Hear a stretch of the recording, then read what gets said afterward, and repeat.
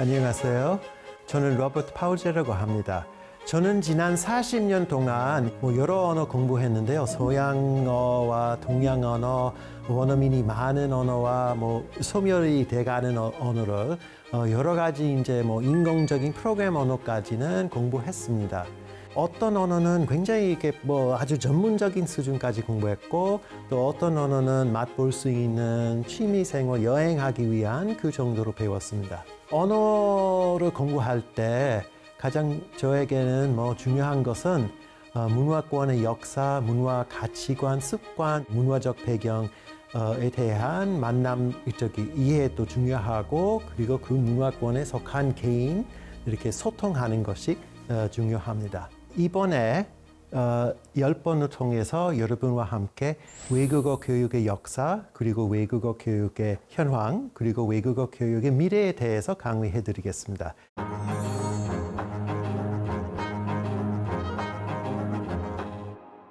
제가 미국에서 태어났고, 그리고 이제 영어 하는 집에서 태어났고, 고등학교 때부터 스페인어 공부했습니다. 당시에 그 고등학교에 외국어 선생님 중에 스페인어 선생님은 멕시코 원어민이고 아주 인기 있는 아주머니 선생님이었습니다. 그래서 스페인어 공부하다가 대학에 진학하면은 일본어 공부했습니다. 일본어 공부한 이유는 제 아버지가 이제 제2차 세계대전을 끝나고 일본의 점령군의 일환으로 2년 동안 일본 거주하고 어릴 때부터 계속 일본 이야기 들었고 했기 때문에 일본에 대한 관심이 있었습니다. 미국에서 일본어 공부할 때 초급에서 중급, 고급까지 이렇게 올라갔는데 고급이 되면은 한국인 유학생이 많았습니다. 그래서 수업 시간에 그 학생하고 교류하면서 한국어에 대한 호기심도 생겼고,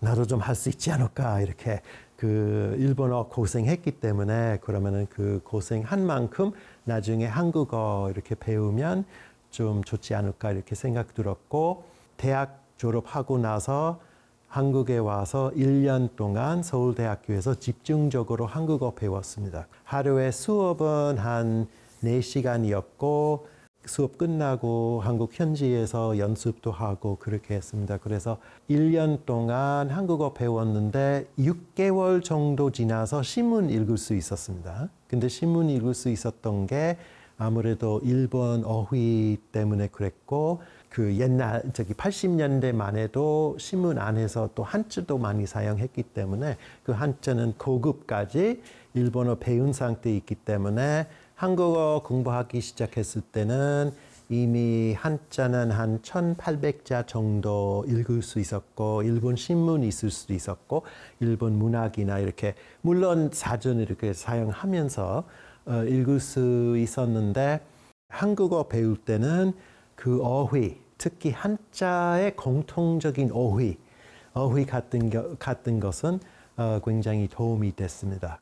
저에게는 한국어 쉬웠던 부분 중에 하나가 어순이 비슷하기 때문에, 그리고 조사 같은 것도 있고, 그리고 이제 동사 끝부분에 활용할 수 있는 어미가 많고, 그래서 근본적인 문법 체계가 그 두 언어가 비슷했기 때문에 먼저 일본어 배운 상태에서 한국어는 쉽게 접근할 수 있었습니다. 그리고 한 가지 많이 이렇게 그 외국어 교육 부분에서 많이 다루지 않은 주제인데, 그것은 이제 두 언어는 또 존댓말, 반말 이런 어떤 차이가 있는 거죠. 그래서 영어는 없지는 않은데, 영어는 주로 목소리, 조금 미묘한 표현을 통해서 상대방하고 거리 또는 존중 이렇게 표현하는 언어인데, 한국어하고 일본어는 분명한 어떤 차이가 있는 것이죠.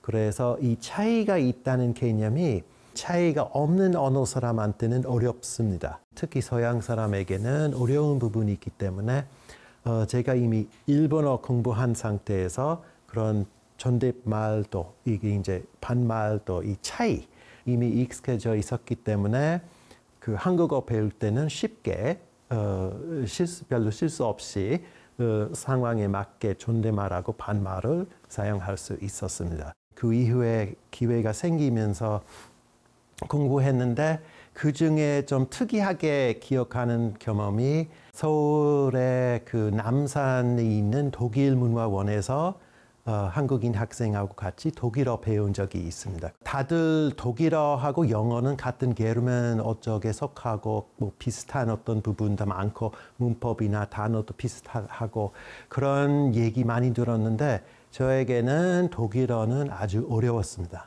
중국어도 몇 번 시작하다가 그 이제 한자 때문에 조금 어렵기도 했고 일본어 공부했는데도 그리고 프랑스어도 공부했고 프랑스어는 주로 독해하기 위해서 대학원 박사 과정 때 공부했습니다.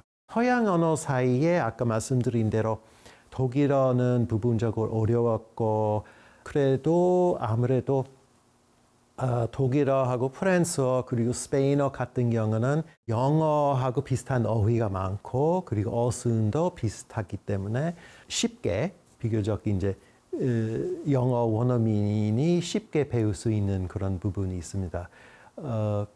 그래도 그 중에 영어 원어민에게 가장 쉬운 언어는 스페인어이라고 합니다. 그 이유는 이 표기가 좀 쉽고 발음도 비교적 쉽고 어려운 어떤 예외가 많지도 않고 그리고 영어하고 어순은 아주 비슷하고 라틴어에서 나오는 그 공통 어휘가 많기 때문에 스페인어는 영어 원어민에게 쉽습니다. 반대로 영어는 스페인어 원어민에게 또 쉽습니다. 그래서 이 언어 사이에 공통적인 점이 많으면 배우기 쉽고 없으면 어렵습니다. 외국어 학습할 때 중요한 것 중에 하나가 본인이 아는 언어하고 배울 대상 언어의 거리, 그 거리가 어떻게 되는지 그것도 중요한 것입니다. 그래서 한국 사람들이 이제 학교에서 영어 많이 배웠기 때문에 그 지식을 활용하면은 스페인어 조금 더 배우기 쉬울 수도 있고 프랑스어도 물론이고 독일어도 배우기 쉽지 않을까 생각합니다.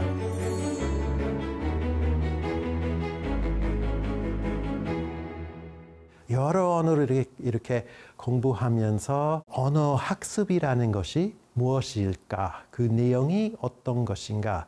그거에 대해서 대학 때부터 계속 관심이 있었는데 그러다가 제가 또 한국하고 일본에서 영어 가르치게 됐어요. 그래서 영어 가르치면서 잘하는 학생도 있고 못하는 학생도 있는데 학생 이렇게 접하면서 개별 차이하고 제도적인 어떤 문제에 대해서도 관심 갖게 됐고 영어 교육 관련해서 제도적인 문제를 많이 느꼈는데 가장 핵심적인 문제는 입시를 위한 문법 교육이죠. 특히 일본 같은 경우는 입시를 위한 문법 교육이 계속 오랫동안 지속했고 지금도 하고 있기 때문에 그런 부분이 영어 교육 개혁이나 말하기 교육 또는 어떤 좀 생활 영어 또는 문화적으로 조금 더 풍부한 영어 교육하는 데에 장애가 되는 것이죠. 한국은 90년대에 그거를 많은 개혁을 했고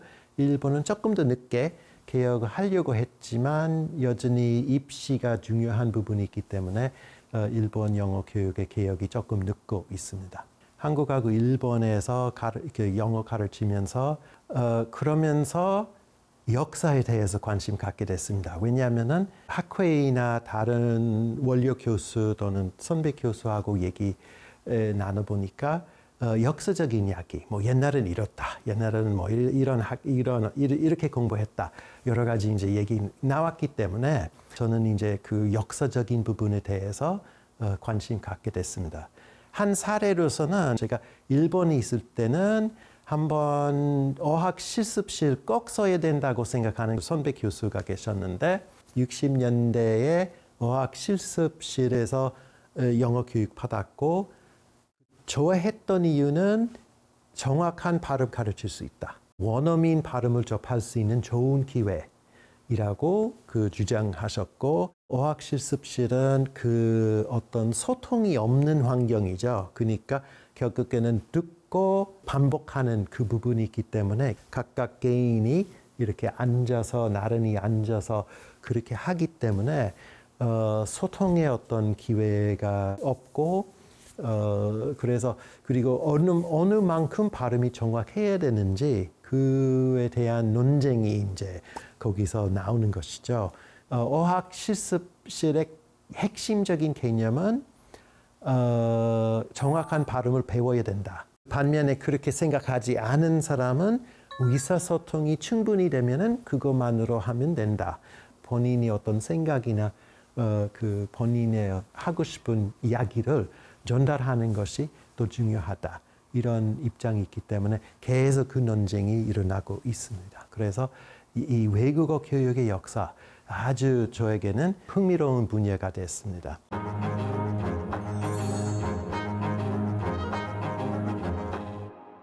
왜 한국인에게 외국어 역사가 중요할 것인지 좀 간단하게 말씀드리겠습니다.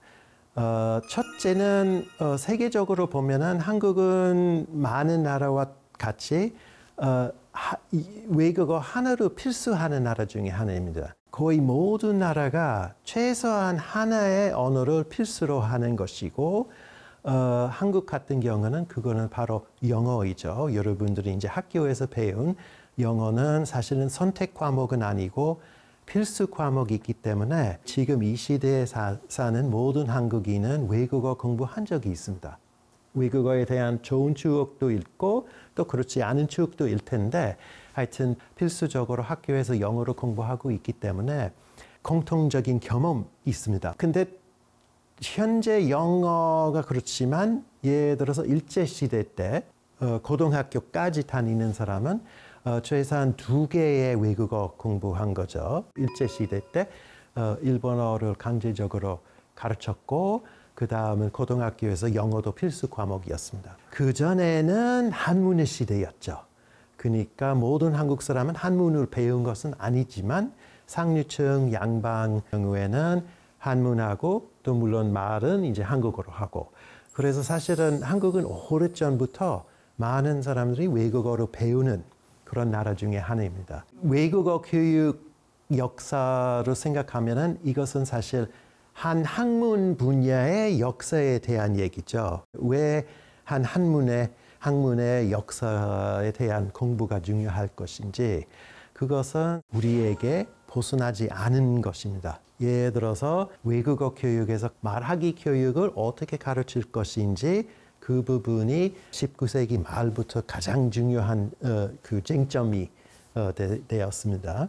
그 얘기는 19세기 말의 이야기이기는 하지만 오늘날 이렇게 그 질문도 많이 합니다. 그래서 옛날에 한국에 살면서 많은 학부모는 저에게 우리 아이가 어떻게 영어 배웠으면 좋을까?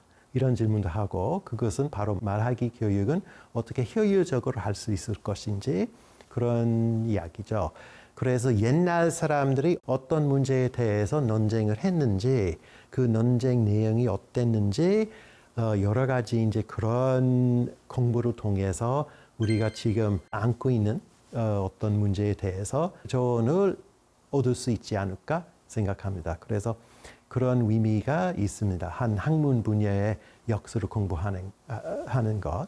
그래서 이 강좌의 목표는 첫 번째 부분은 고대하고 르네상스, 주로 서양 중심으로 그런 부분을 할 것이고 또 이후에 19세기 그런 어떤 여러 쟁점이나 19세기부터 생긴 변화 그리고 20세기 들어오면서 여러 가지 외국어 교육 관련된 논쟁하고 또 새롭게 만든 교수법, 또 쇠퇴한 교수법 이런 부분을 통해서 외국어 교육에 대한 넓은 시야를 얻을 수 있을 것 같고 끝부분에 외국어 미래에 대한 이야기 말씀드리겠습니다.